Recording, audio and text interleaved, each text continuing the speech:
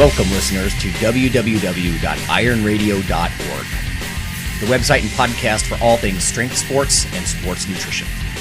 With your hosts, Lonnie Lowry. Remember, Phil is like a gnarled old oak tree held together with scar tissue and bone spurs. Rob Fortney. And I'm telling you, the pain that I would suffer was beyond excruciating. And Phil Stevens. Do it, Rob. You'll kill all those nerves. Thanks for listening. Good morning, everybody. Go to strengthguild.com, strengthguild.com. Scroll down to the Iron Radio collections, and we've got new shirts and new banners for you to support the show. Everything from just a regular banner, regular shirt, to ones with sayings on them, like Lonnie's Phil is like a gnarled old oak tree shirt. And some news for you, we're going to have some contests for people who own these shirts and things. So if you support the show, we'll let you more on that later. So if you get in on these early, you can be one of the first people to win some prizes. So thank you very much. Go check out the site, strengthguild.com. Scroll down to Iron Radio Collections and support the show. Welcome, Iron Radio listeners. This is Lonnie Lowry. I'm an exercise, physiology, and sports nutrition professor of about 20 years, and I'm a former competitive bodybuilder. And this is Phil Stevens. I run Strength Guild. I'm a Strength Guild powerlifter, sometimes Highland Games athlete, and I'm heading up the NOV meet. We get our field today, so we're going to go walk it and mark out the Highland Games, so it should be fun. Nice. This is Dr. Mike T. Nelson, faculty member of the Carrick Institute, online instructor, flex diet cert creator, and currently in Costa Rica. Starting next 5 days of some continuing ed here at Dr. Ben House's place. Did 2 talks last week, and yeah, it's been good. Awesome. I am Aaron George, co-founder and owner of Thoroughbros, thoroughbros.com, professional Highland Games athlete, and my day job is peddling beer. I'm a beer man. A beer man. There's nothing wrong with that. Nice. There's absolutely nothing wrong with it. Kind of goes together, I think. Yeah. Games and beer. If we all get quarantined, we're going to Aaron's house. He's got plenty of beer. I have a bidet, too. I don't need any of that toilet paper. We Nice. Yeah, we installed it a couple weeks ago in anticipation, so we're ready to go. Nice. Okay. I only have one little bit of news, and then Phil will just take the helm and do some interviewing and stuff like that. This is just timely. Strength and muscle sport news.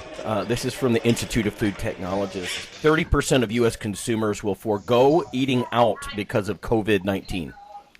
So it says Technomic conducted research with 1,000 U.S. consumers between February 28th and March 2nd to understand their behaviors, attitudes, and possible reactions to a more widespread outbreak of the coronavirus. Let's see. They produced a white paper, Technomics Take COVID-19, the food service view. It focuses on consumer implications. There's a quote here. It says, "We are still in the very early stages," wrote Joseph Paulak, managing principal at Technomic, in his white paper. The food industry could experience significant challenges given the strong human element inherent to both preparing meals and the act of just dining outside the home. And that's something that I've encountered. My wife and I went to a brewery last night, and in Ohio, I don't know how it's reinforced or widespread it is, but I think we're supposed to have no more than 100 people in a gathering kind of thing. But then when we walked in the basically the restaurant area, there was a sign that said short-staffed. So it's not just the people, the customers that could spread this around in large groups, but the staff. The staff, if somebody gets sick, they're just short-staffed. So I'm just curious about what listeners, send an email if you're interested in everybody. Are you going to eat at home? Are you just going to hole up and, last week I was talking a little bit about gyms too. I've got some basic lifting equipment in my basement. I don't want to sound hysterical. I'm not going to stop going to the gym, but, I always Purell when I walk out of there and stuff, so that's probably a good idea. Anyway, it's one of those things where I imagine, Phil, your gym is probably a little bit safer than like the big box gyms where you just have random bozos walk in there, coughing into their hands and doing God knows what, We don't allow scum in my gym, so we're safe. No, we're good. everybody's asked me, "Are you guys going to be open?" Yeah, we're going to be open. And like next week, it sounds like I'm going to be flooded because the school's just closed. So all the parents are like, "I don't know what the hell I'm going to do." I was like, wow. "Send them in here. We'll get them strong." Yeah, I'll mess with it. I'll wear them out.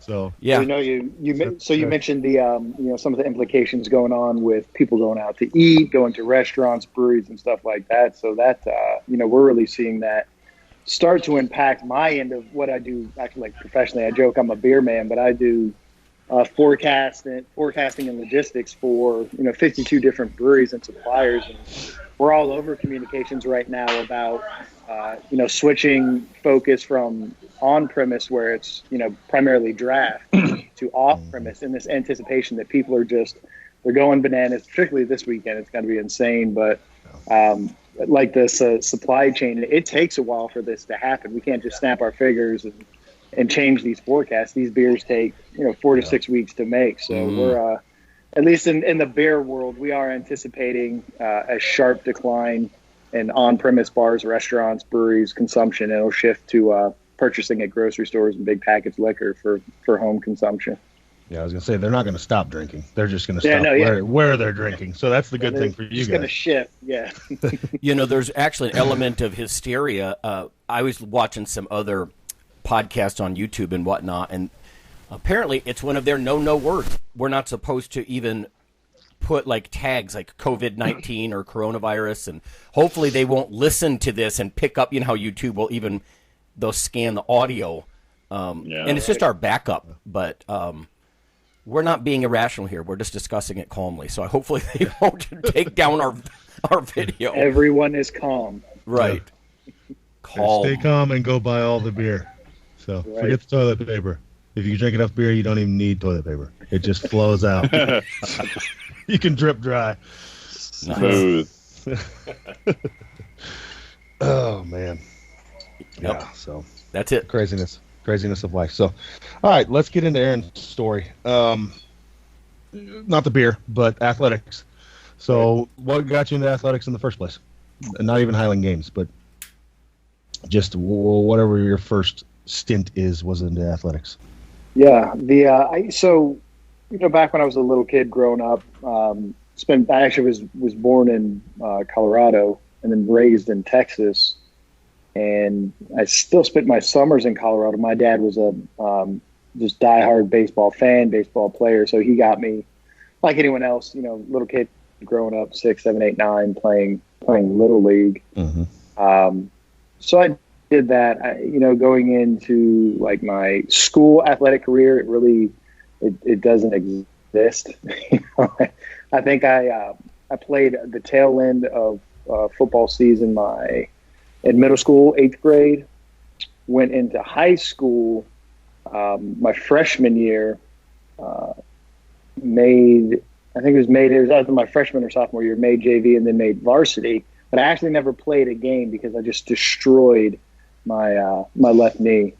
I was a cornerback because I was fast, and we had a big boy running back come through the middle, and we kind of met and we just fell sideways, and that was the end of my the use of my left knee 100%. So after that, kind of really didn't pursue many athletics at all. Into my 20s, I discovered the gym, like a bunch of us, wild and crazy kids, and I did the t-shirt muscles, chest, thighs.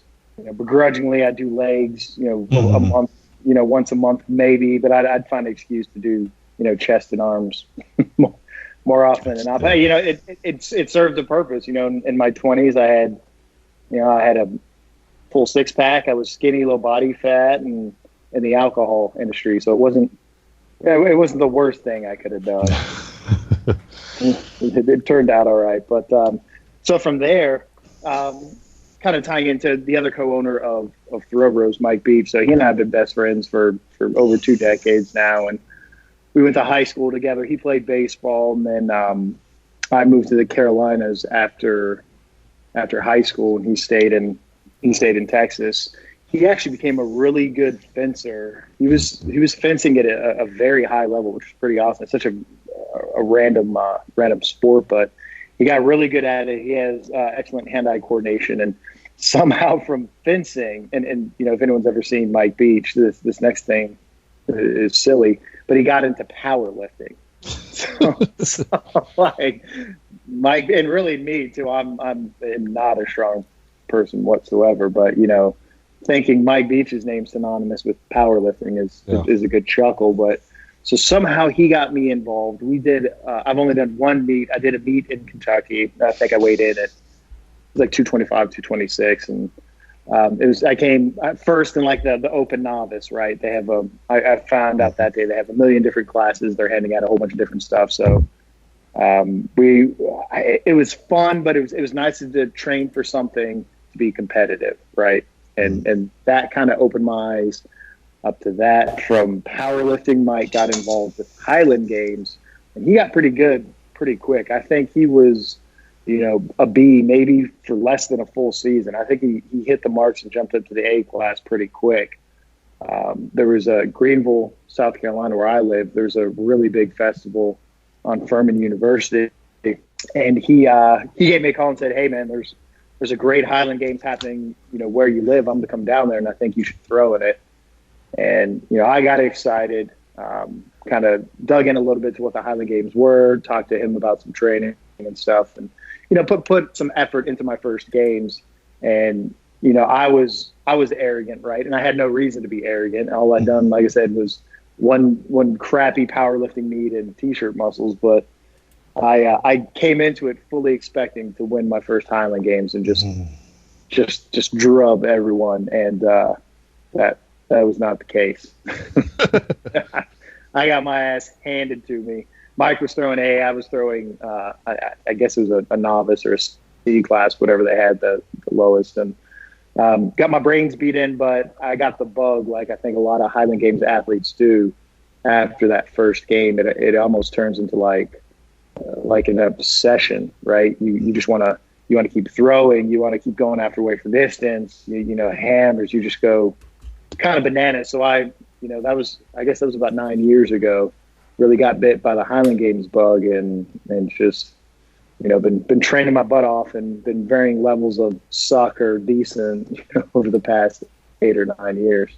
That's and so currently now throwing is professional. This is my third season, which will start hopefully April 18th. So what, 6 years from first games to pro? Yeah, roughly. That's right. Yeah, not bad. And it's interesting because now we're seeing so many of the top level guys come from a throwing background. So it's interesting that you don't. When I started, you were just starting to see a few people from the throwing background when I got into Highland Games. Now, over the recent years, it's exploded to it's like what they can do after college. Right. Yeah. I mean, and we're seeing a lot of amazing throwers now. But I remember. So I was going to say, Spencer and Dan, Mike, and I were talking about this last weekend. I mean, you really are, and it's kind of few. Throwers like me are few and far between, where I don't have 10 years of track and field background, where you learn how to turn your right, you learn how to use your hips and apply force. So a lot of these guys and gals who are coming out of really good track programs, they do have a leg up. And I think due to podcasts like this and podcasts like Mike and what Matt Vincent did 6, 7, 8 years ago, just making it accessible through online, through YouTube, through social media, the sport was exposed to this next, like you said, this next group of college athletes looking for the next thing once they're done. And there's, particularly after seeing some of the open amateur class at the Arnold, there are some monsters on their way. Yeah, they're coming. Let's explain to people that don't know, that are listening, what is the steps it takes to go from to go pro? How does one do that? So, it really depends which way I want to go, right? If I want to just be an asshole and say that, the bottom line is there really is none. There's no technical governing organization that covers the entirety of, the sport. So if you want to say I'm a pro, you can say you're a pro. So the thing about it, though, is you have to get invites, right? Yeah. And that's where it vets out and weeds out people who are going to survive in it. So, outside of just saying, I'm a pro and hoping for an invite, It depends on your background, right? So for me, I had to spend those 6 years, grinding out reps, in the field by myself, making sure that I was going to as many games as possible. And so I was 32 years old, 31 years old when I got into the sport. So I was, late to it. But at the time I didn't have a kid, so I had a lot more free time. Mm-hmm. But, you have to put in your groundwork. So say you follow my path, right, where you don't have a following background, you've got to spend a lot of time getting the basics down. You need a lot of competition reps, and obviously you need to keep increasing your distances, your heights. And while you're doing that, I guess the best advice I can give is make sure you're building these relationships early on. This is a very communal sport. It's very, it's very necessary that you interact with judges, with the audience, with the crowd, with athletic directors, and if you spend your first 5 to 6 years like I did, getting better, developing your skill, throwing further, and building relationships with athletic directors that can control these invites if and when you do want to turn pro, it's a lot easier when that day comes, instead of, kind of being in the background, even though you're a good thrower, but if you're not interacting with people and you're not proving that either you're an entertainer or you play nicely with these festivals, with the athletic directors, you're going to be behind the 8 ball when it comes to getting these invites. And that's one of the things I try to explain to people. It's a big part of it is that you have the ability to do it. Right. But another part is, honestly, being a showman, because what draws crowds? People that are exciting. I mean, I could go out there and suck compared to Spencer, which everybody does. But if I put on a hell of a show, people are going to like me. If I yell and scream and have a big beard and this and that, and then like you said, the relationship with the athletic directors and things like that. No, it's an interesting deal. Since we're primarily a lifting podcast, what part does the gym play into your preparedness? So during a good season, right, and a good off season, it should play a pretty big part of it. And my first couple seasons, I was writing, and air quote, I was creating my own programming, and unfortunately, it probably mirrored those T-shirt muscle workouts more than they should have. But as I got more and more comfortable with the sport, I realized the importance of, using your hips, Olympic lifts, explosive movements, jumping, bounding, stuff like that. Where if you fast forward to where I'm at the past 2 years, I actually have Tom Soroka does my programming for me. And, primarily with his Highland Games athletes, he's following a conjugate method. And I love it. And honestly, it's one of, it's really good for me to be able to outsource that confidence. It's kind of what I call it. Like, there's a lot of people, there's majority of people in the strength sports and lifting industry know way more about preparing and training than I do. So I'm fine I'm mature enough, being 38 now, to outsource that confidence to someone else, someone who I respect like Tom, let him write up my programming, and then do my part, show up every day, get it done, do the lifting, and do it as close to how it's written as possible. So he's getting getting good feedback and a good indication on how it's working. But yeah, lifting is, so right now, as I'm kind of, I'm a little under 40 days out from my first games in Charlotte, and as long as it continues to happen. But so I'm roughly just under 40 days out. I'm shifting from I've been doing 5 days of lifting. I've shifted down to 4 and 2 days of throwing, and hopefully rolling in, feeling strong and really good this season too. Let's talk about Throw Bros now. So what brought it about? Tell us what it is.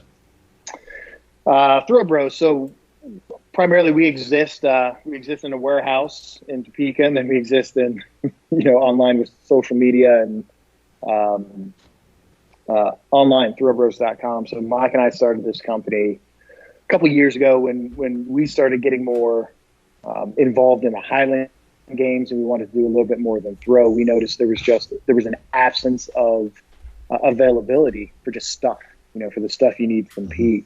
The simple things like tape and chalk, you can get that generally anywhere, right? But One of our best-selling item is tacky that you can use for just about any event throughout the Highland Games. And, when I was trying to track down tacky and move on from 3M spray, like kind of everyone, I think everyone starts with, finding a consistent source of tacky was just, it was silly. You had to meet someone at the games, or you had someone who, wasn't acclimated with the internet. So you can't communicate through messaging. You have to call, leave voicemails, or, write them a letter.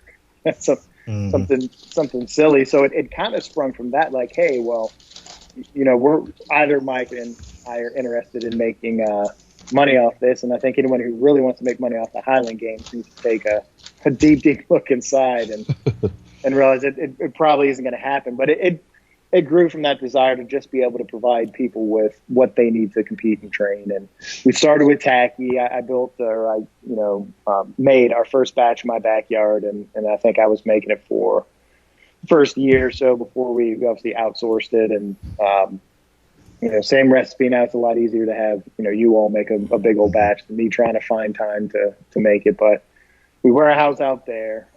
We've had 3 different variations of implements that have done extremely well for us.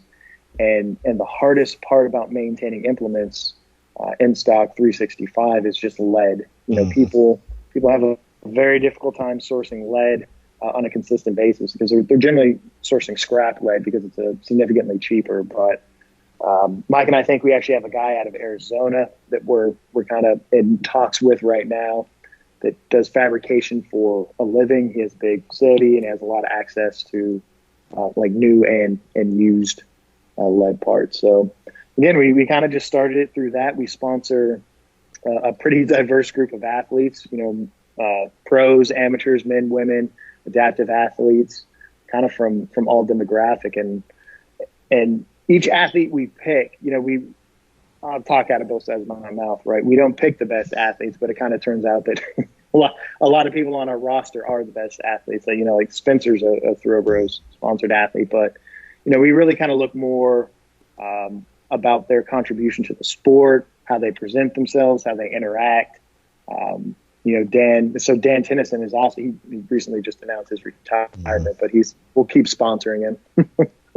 But so when we talk about these personalities we want and we look at through these athletes we sponsor, Dan's the perfect example. And a story I always tell is when I was first getting into the games, I was texting quite a bit with Dan, and we'd actually never met, but he was always very receptive to my messages or looking at videos and stuff like that. And he had no obligation to do that, right? He was a great guy and was doing it. So I remember I was having just issue with caber. I was having to ditch so many cabers. The pick just wasn't making sense anymore. So I shot him a message at like 9 at night one night and said, "Hey, bud, I'm having these issues with my caber pick. Can you help me out?" So just whenever you get a chance. And I didn't hear anything for about 10 minutes, and I just figured, he's got a family, he's probably doing stuff. So 10 minutes later, I get a video that came through Messenger. It's Dan, like in his night shorts and like his gym shorts. You can tell he's ready to go to bed. He's in flip flops. It's dark outside, but he's got this practice caber out. And he's got his tripod set up, so that like the quality of the video was horrible, right? And he's just going through there, and he's going through the process of how to pick, and hey, here's what I'm seeing on your videos. So like that connection, he had no obligation to even respond back to me, but he took his time to create a video, address what I was asking, send it to me, follow up with questions. So that attitude is really, we want it to permeate all the athletes that we sponsor. And that's just kind of what Thoroughbros does, right? We want to get people information. We want to get them the gear and the tacky and the elements they need to go out and compete in the Highland Games. Yeah, that's such a niche that nobody else was covering that sport. But right. Because even powerlifting, and weightlifting is a niche sport, right? But you'll never see like Highland Games is much more niche. There's not 10,000 throwers. So and we're like a branch of the whole strongman powerlifting. It's already a branch of weightlifting and strength sports. So and so again, that's kind of the joke I was making about, don't go into this expecting to make money. And really, Mike and I, our goal is just, any dollar we make, we just put right back into additional inventory, sponsoring athletes or sponsoring larger games or festivals or athletic directors that really share that same kind of mentality of just being good stewards of the sport and being good people. Before we go to break, everybody, that is Throwbros, THROWBROS.com if you need any Highland Games stuff. So we're going to go to break, and then we're going to start talking about games in general, how this year's Highland Games at the Arnold was, the differences, and things like that. So, cool.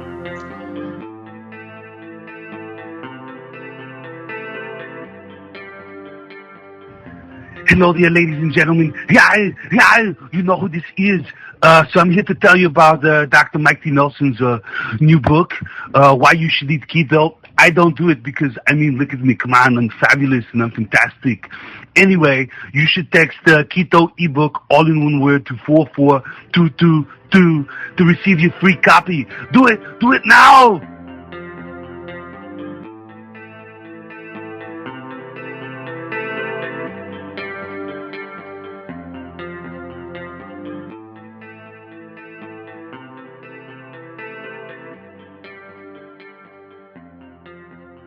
Hey listeners, this is Dr. Lonnie Lowry.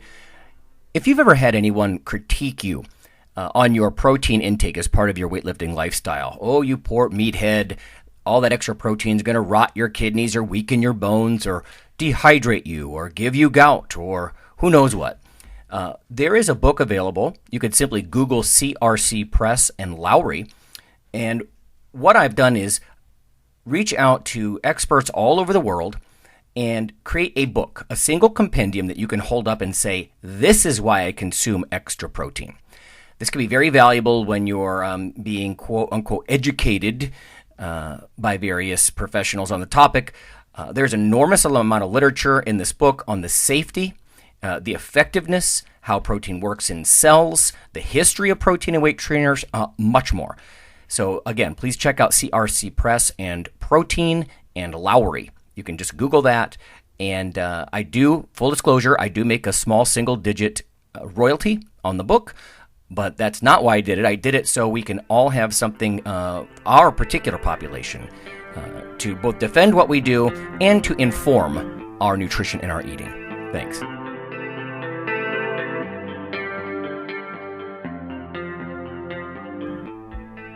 IronRadio is, of course, primarily a podcast.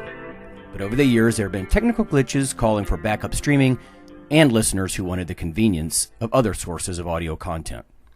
Toward this end, IronRadio is now simulcast and backed up on YouTube. If needed, please search Lawnman07 or IronRadio from within YouTube. There's not much video, but if you like to listen through YouTube on a Roku or other living room device, there you go.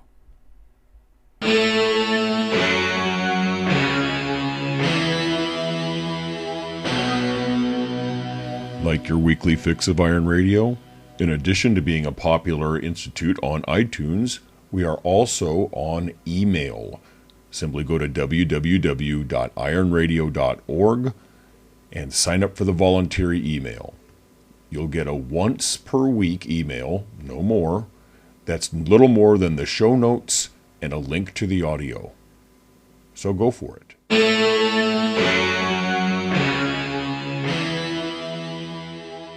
Talk to Aaron some more about stuff. Lonnie has a question for him. Yeah, I was just curious when you were talking about t-shirt muscles and chest and arms all day, every day. What was your impetus, or what do you think makes people make that jump? Because a lot of people don't, right? They just keep spinning their wheels, curls for the girls kinds of things, and you got into this very niche kind of athletic sport. What do you think drives people that way? How did it go for you? I think it's like anything else in life, right? If you're doing it, it needs to serve a purpose, or it needs to serve what you're currently interested in, right? And in my 20s, when I was doing, chest on Monday and then finding a reason to do chest again on Tuesday and then doing some arms and doing all that, it served the purpose that I need, which was vanity and narcissism, right? So I wanted to look good. I wanted, we went to the lake a lot, so I wanted, nobody gave a shit about my legs. No one's looking at my legs in these board shorts. And so I didn't what did it matter? I didn't care. So that's, again, I wasn't doing legs. So it was serving a purpose, right, of attention and wanting to look good and present myself like I was an athlete, even though, I may have looked the part or what people think the part should look like, but I wasn't.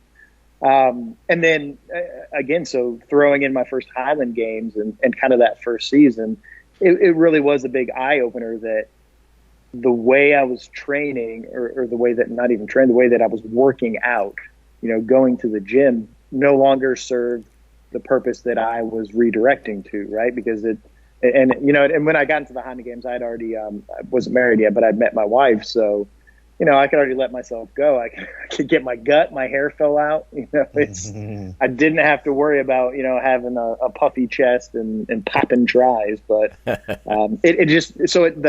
type of training just didn't serve a purpose anymore. And one of the great things about the Highland Games, though, is it did expose me to, a lot of different, principles, techniques, theories, beliefs about how to train, and specifically how to train for this type of explosive athleticism. And, just kind of started connecting the dots like, well, me doing chest 3 days a week is not translating to anything. It's not helping my open stone. It's not doing anything. And so asking throwers who either had a track and field background or had a strength sport background, they really kind of opened my eyes up to, like, hey, here's a good place to start. And, one, here's why you need to be squatting, a lot, and kind of started my love affair with that and squats and deadlifts and then it moved to kind of progress into that the Olympic lifting aspect that really is so effective for throwers and just generating that power, from the ground to your hips and translating through the implement. But so again, my overarching theme was that in my 20s, t-shirt lifts served a purpose, and then when Highland Games became my primary physical focus, that type of lifting no longer served that purpose. So I'm not the smartest guy in the world, but I don't think I'm certainly the dumbest either. So I understood that I needed to change the way I trained and listen to those that were in the sport and exceeding in the sport and helping others exceed and excel in the sport, and adjust how I was training. So that's kind of how, again, and so going to how, I know I've used the term twice already, but I outsourced that confidence. Right now, being in the sport for 8 years now, I know a lot more about different technical training, about Olympic lifting, about, again, the conjugate, all sorts of stuff. But there's still people who do it for a living and understand it a lot better than I do. So I outsourced that to Tom. He's put together just a great program, and truthfully, he has me stronger right now than I've been my entire life. And I'm 30 pounds. I'm 30 pounds lighter than I was the last time I had like a big lift PR, like a squat PR. And I'm lighter. I'm a lot lighter and faster, and that's really thanks to his programming. It sounds like a lot to me. It was a maturing process, right? You grew. It's like this growth mindset. You just grow into this whole world of complexity because you sort of just kind of grow up a little bit. I'm not saying that people who just do upper body lifts and they just do bodybuilding-esque kinds of things, I'm not saying that's necessarily bad, but it seems to me like you almost got bored. You're a smart guy and you want to grow into this whole complex world that's opening up to you. And you're like, there's more out there when it comes to resistance sports, Yeah, I think so using the term maturity, I think you nailed it right there. That, and maybe in my 20s, had I found the sport, maybe I wouldn't have been mature enough to accept the fact, well, I got to change some things. I'm going to have to lift different. And, that even comes with how you line up your actual throwing practices. Because when I was new to the sport, and when a lot of people are new to the sport, they're doing, I call it the Labrador style, where they just throw, retrieve, throw, retrieve, throw, retrieve. And to a point, you have to have a certain amount of that because you have to become acclimated with the movements and the feel. And just the more reps you have, the closer you are to actually hitting a throw that technically should be good. But once you've hit a certain threshold and you understand, how the body's working, how the implements are moving, then you have to adapt your training and your throwing that way as well. Because, especially throwing at an athlete that's 38 years old now, I can't go out and just, throw, retrieve for an hour and do anything the next week. I mean, kick my ass. So I had to mature my throwing training as well and start focusing on, underweight implements and drill, particularly drill work that breaks down the throw, allows you to work a certain part without taxing your body or your CNS as much as you can by doing just a full out competition speed throw. And, I'll give another shout out to Mike, who he's done a lot of my practice programming over the past couple of years to kind of help keep me away from myself, right? Again, just writing something that he knows will work. It'll point me towards progress, and it keeps me from just throwing, full speed as hard as I can every practice.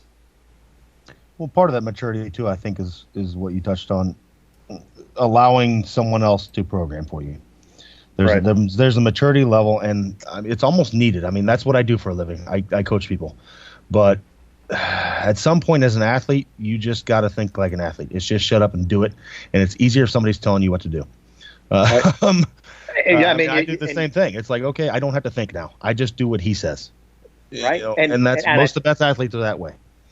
We are, but it takes growth to get to that mindset. And it takes growth and it takes confidence, and you have to have confidence in those you're allowing to kind of grab the wheel when it comes to your training and lifting and everything like that. So it takes a while to get. And I necessarily until a couple of years ago, I didn't have the best confidence to let someone else just handle it. And now it really is the best thing you can do as an athlete, and I think that's why it's important to be smart about who you select, right? It's not, you can't go out and buy the cheapest guy out there, that you see online, because who knows what the hell you're getting.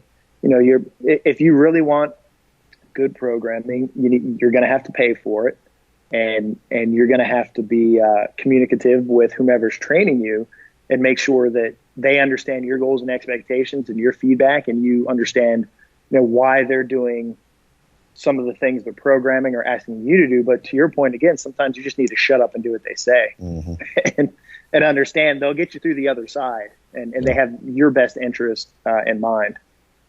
Yeah. Let's talk about the Arnold this year. So I know Throw Bros was a big part of the Highland Games at the Arnold, as they are every year. Well, weren't you?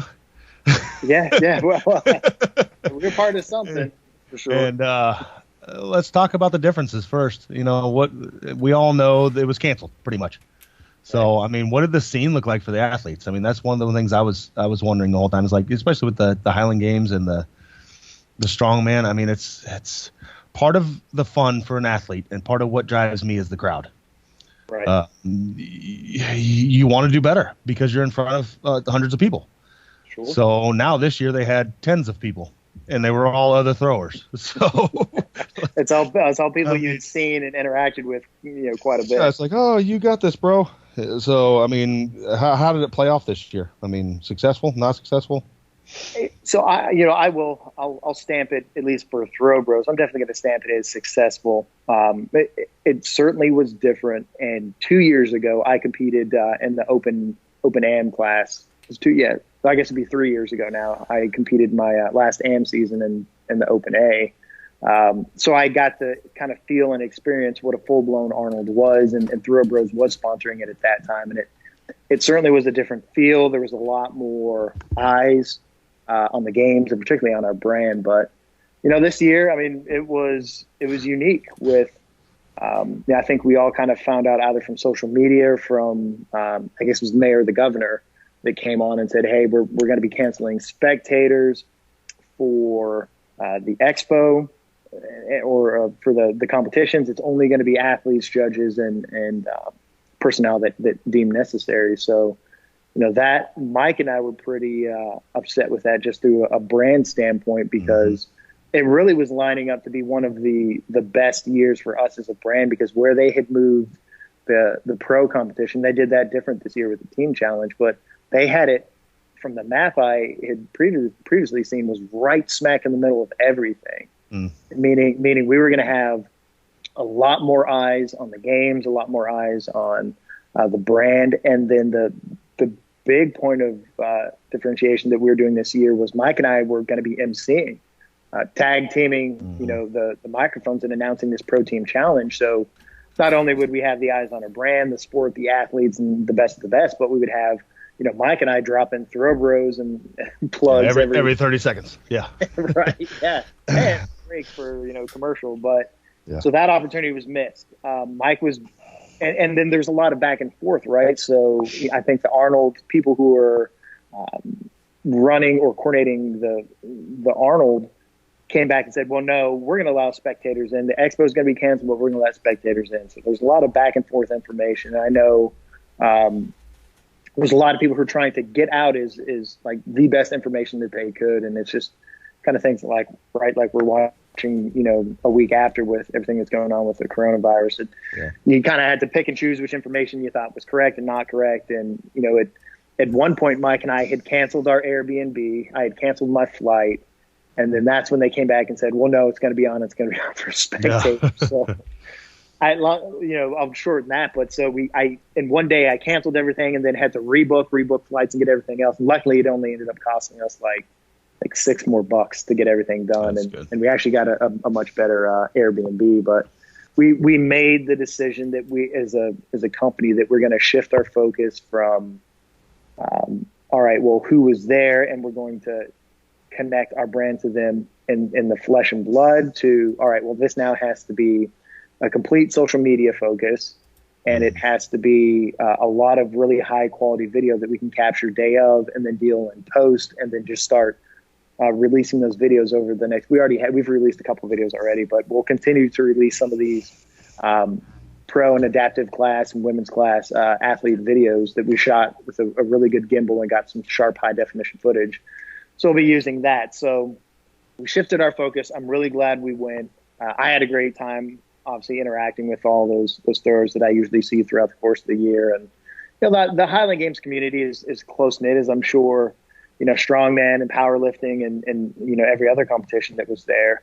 So, you kind of commiserate with each other and you kind of laugh. And I think everyone made the joke where it's not unlike any other Highland Games where we don't have any damn spectators and people, watching us. So we felt right at home, but what's going to happen next year? I don't know. And I feel bad for those smaller to mid-level retailers and vendors that purchase booze. They built up a lot of inventory.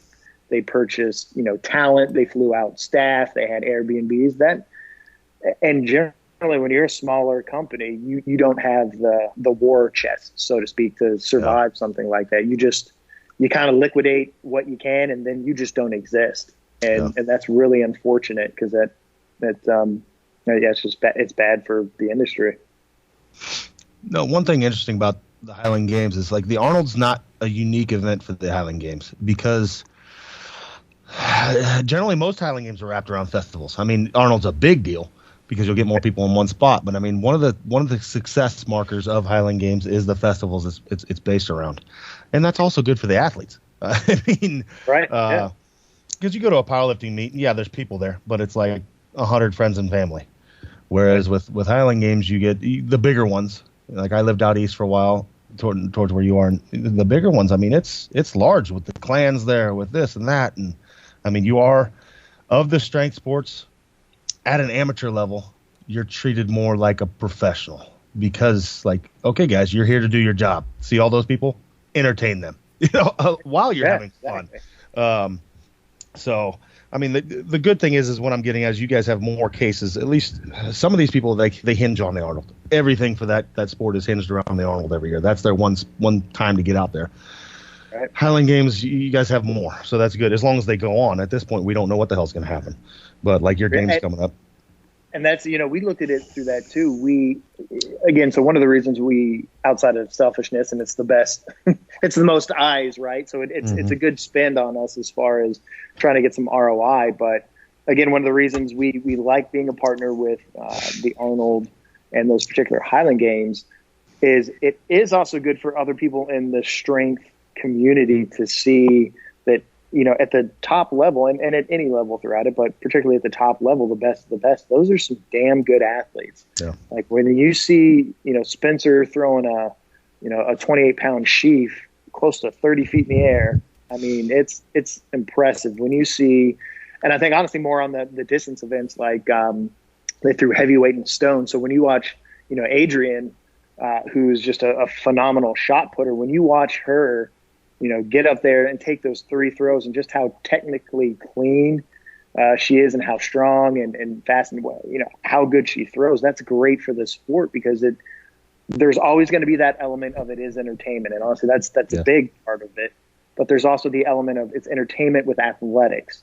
And, that people have made the comparison about, it being like WWE, and I was going to say WWF, but WWE and stuff like that. And I don't think it's certainly not as kitschy or, clownish as that by any stretch of the imagination, but entertainment is a big factor, and those are skill sets that some of the best athletes have to have. You have to be able to throw far, and you have to do that. So that's why we like the Arnold, because it showcases the best of the best. They're generally the best throwers, and they're some of the best entertainers out there. And for the future of the sport, for that opportunity to be cut this year, it's not going to, like to your point, we have lots of festivals that can carry the load and the burden.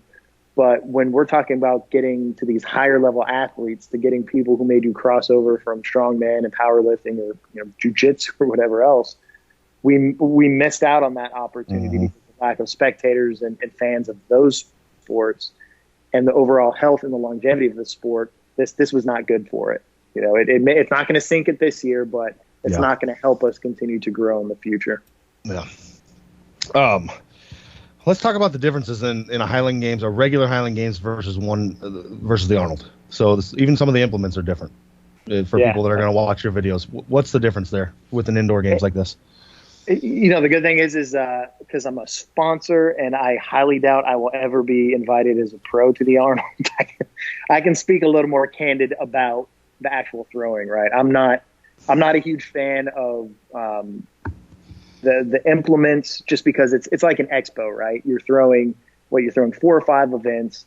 They're heavier. You're throwing heavyweight. You're throwing a 28-pound sheaf, or at least for the men's pro class. I'm not a huge fan of that, just because it can wreck your back, right? But it is an expo, so it's a lot different than any other games you're going to run into. You're throwing off a platform. You're throwing on horse mats and concrete. So as far as preparing for it, 2-3 years ago when I threw in it, there wasn't much difference that I changed, right? Because I didn't want to, kind of adjust that extremely valuable off-season training time to focus on an exposition or, an expo, as opposed to just practicing for, all 9 events and scenarios that I'd find, more often than not throughout the course of the season. But again, that being said, the people who are watching it for the first time, they don't know that it's an expo. They don't know that those are implements we rarely use. They don't understand that we generally throw a stone as opposed to a shot and everything else. So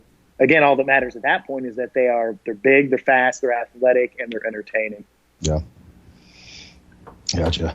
No, and you guys probably, there's probably a lot of, at something like the Arnold, which we all know the average person that walks around there, one would hope it was an athlete. But in all honesty, it's a bunch of dude bros walking around with it, ILS. But honestly, we coming from your background, you admitted that you were in the, pump the chest and tries. You might capture 5 or 6 of those and move them to the sport. At a venue like this. So yeah, you don't have to pull your punch. I 100% would have been that douchebag walking through, with puffing up lats I didn't have.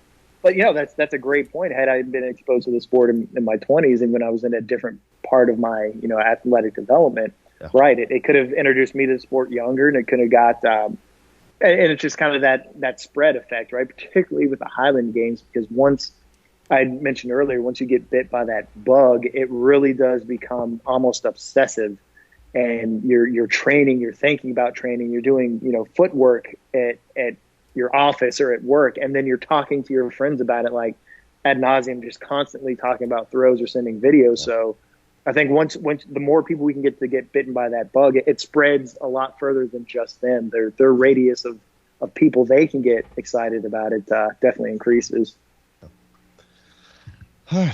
Anything else, guys? Lonnie? No, that's good. I wasn't really educated on how things went down differently at the Arnold and with the indoor thing, and how that's not necessarily representative of what Highland Games usually look like, stuff like that. Right. So, yeah, that was cool. What's coming down the pipes for Throw Bros? Anything new and exciting? Yeah, I was going to say implements being the big thing. Hopefully we're a couple weeks away from getting that squared away and having weights, hammers, available year-round, men's, women's, all different variations. So that's the biggest hurdle. And again, we're pretty close with this gentleman out of Arizona to getting it signed. We'll more than likely do another piece of apparel going into the summer. We tend not to focus too much on apparel because there's so many people that do that well. Yeah. And they do it better than we do. We like to make some stuff that's just kind of fun and really speaks directly to the Highland Games athletes and not much outside of that. But we'll do some of that. Clinics. We do free. It's funny you call it the free clinic. Come get tested, but we do. Mike and I did a clinic at where was that, in Virginia at the Green Hill Games last year, and we got a lot of good feedback. We had over 30 athletes, and we have a really unique approach to how we like to do this. Right, instead of just getting a whole bunch of people in the field and trying to herd cats and just throw the whole time, we actually sat down for the first hour and went over like a brief introduction to the games, the events, how to set up, how to set up your training. So essentially, we could kind of maybe abbreviate that time that it takes people to learn. Well, I need to be training different, or I need to be eating different, or I need to be resting different. So it really the first hour was more coursework or schoolwork than anything else, and then we broke off and we taught a specific drill for each event. So instead of just going through the whole throw, which can be a nightmare when you have 30 people, we taught them a drill that was a lot. They can take that and they can apply that immediately back to their practice. So we got great feedback about our clinic. So we're going to try and do another couple this year as well. And then just Mike and I, he's back. He's got the competition bug, the Arnold, and he's pretty pissed about how he finished. I was wondering about that. I think he finished fifth, and that's definitely not where he wanted to be. And I think admittedly, he knew he'd been training pretty consistently leading up to it, but when you're throwing at a high level, particularly like you need to at the Arnold, a month of focus isn't going to get you there. You need 12 months of consistent focus to be back at that high level, but.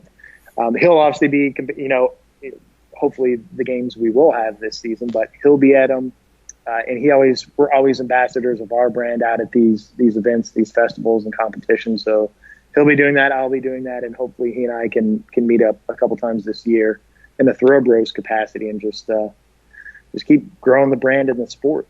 Well, and I know you guys announced a few new sponsorships. What is it? I think Felicia and Jarvina maybe, and yeah, we did Felicia maybe a year and a half, 2 years ago. Okay.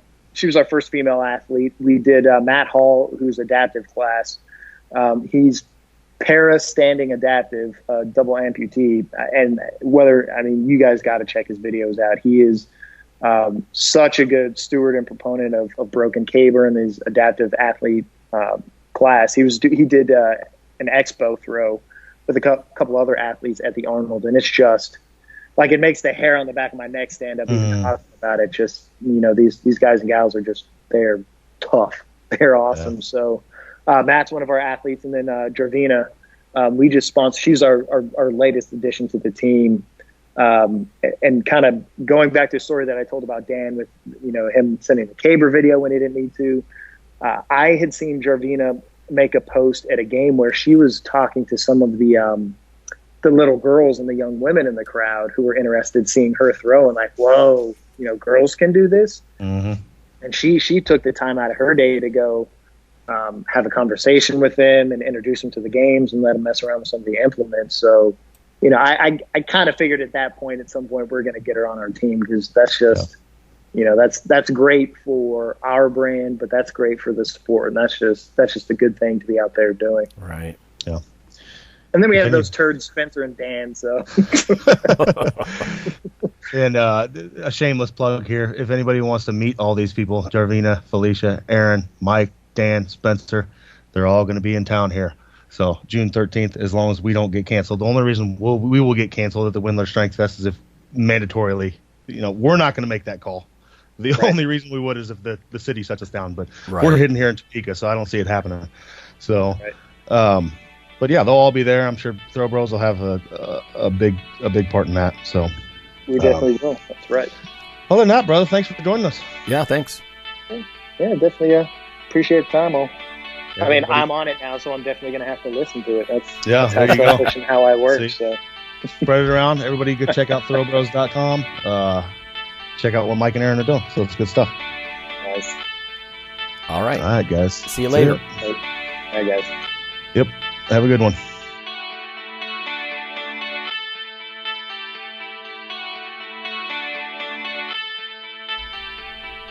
Hey listeners, have you seen the store at IronRadio.org? There are 3 halls in the store. One for Phil, one for Fortress, and one for myself, Dr. Lowry, and they're thematic. So you can go into our Halls of Iron store and choose based on your goal. If you need something to learn or read or something nutritional, you can look in my store, Lonnie's store. If you want something about injury prevention or competition, then take a look at Phil's Hall of Iron. And if you want something about motivation or daily training, Fortress's Hall has what you're looking for. There are some fun, heroic descriptors as you browse through the stores. We try to make it a little more fun than the average boring online store. And whether you're a novice lifter or someone more experienced, you can take heart that you're not wasting your time. The things that we put in each Hall of Iron are actually based on our own recommendations. Protein powders that we know to be good, knee sleeves, wraps of some kind, things that Fortress uses in his own training. The stuff you see, is good. This way you don't waste time. So check out the Iron Radio store at ironradio.org and let us know what you think on the forums. And certainly you can request products and we will screen them before they go in. So thanks for listening.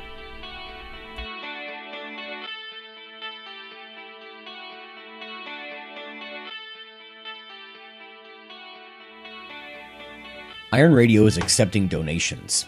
If you like what we do, the professors, the scientists, the bodybuilding show promoters, the athletes themselves in powerlifting and bodybuilding, please consider making a donation or maybe buying something from the ironradio.org store. We also are accepting supporting members. So for $4 a month, which is frankly less than the bank sneaks out of your account in fees, you can step up and support a form of sort of public radio for the bodybuilding and powerlifting and strength community. The Iron Radio podcast and all of the audio on ironradio.org is for informational purposes only. If you're interested in starting a diet or exercise program, it's important to check with your physician. Also seek the help of registered dietitians, athletic trainers, and qualified exercise physiologists in order to make the progress that you need.